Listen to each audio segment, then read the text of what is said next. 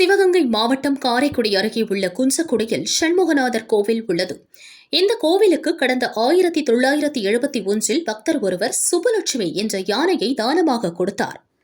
52 வயது நிரம்பிய யானை சுபலட்சுமி பக்தர்களிடமும் கோவில் பணியாளர்களிடமும் மிகுந்த பாசத்துடன் பழகி வந்தது.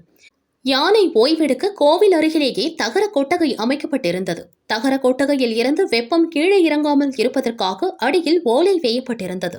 நேற்று முன்தினம் இரவு யானை கொட்டகையில் மின்கசிவு காரணமாக திடீரென தீ விபத்து ஏற்பட்டது.